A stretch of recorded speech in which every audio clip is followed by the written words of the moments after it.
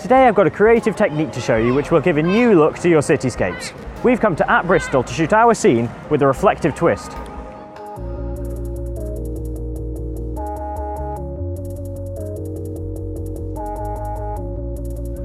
Photographing a reflection can transform a scene. The reflection not only adds another layer of interest to a photograph, but it also introduces an element of depth. Reflection techniques are often achieved by shooting a scene reflected on calm water, like a landscape reflected in a lake, or a cityscape reflected in a river. But today, I've brought along a sheet of perspex to provide the reflection surface and help me capture something special. The right view of a city isn't always easy to find. To get a clean reflection, we need a clear shot of a straight line of buildings with an even, flat horizon. Another thing to look out for is a raised platform to provide a flat surface for our sheet of perspex. Perspex isn't cheap. You may be able to borrow some from a friend like I did. However, there are cheap alternatives which still have a reflective surface. So let's set up for the shot. Carefully lay the sheet onto the raised platform and angle it so the horizon of the perspex is square with the horizon of the scene.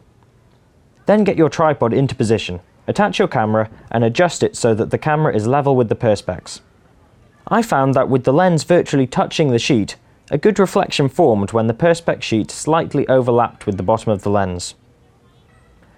When composing your shot, try and get the line of reflection straight. I also used the autofocus points in the viewfinder to match the center point to this line, helping me get a balanced reflection. The reflection in the sheet is significantly closer to the lens than the buildings, so I needed to ensure I had enough depth of field to get both the buildings and the reflection sharp. To do this, I had my Nikon D610 in aperture priority mode with auto ISO. I set the aperture to f16 and didn't have to worry about the shutter speed as I was using a tripod. However, I did use a 2-second self-timer to avoid knocking the camera. So at this time of day, it was just a case of waiting for no one to be walking through the scene and then taking a shot. Here's the image, and you can see how effective the perspex sheet has been at giving us a clean, sharp reflection. Spend some time tweaking the setup, and if you can, stay at the location until it starts to get dark for a more striking image. Cityscapes look more appealing at night or at dusk. The colour of the street lamps, the building lights, the shape of the skyline and the colour of the sky all come together to create a dynamic image. When shooting at night, you will either need to use a long exposure or increase your ISO to capture the scene, and there are 2 noise reduction settings on my Nikon DSLR which can help me get better results in these scenarios. In the shooting menu, you can set long exposure noise reduction, or NR, to on, or when using a higher ISO setting, set high ISO NR to either low, normal or high.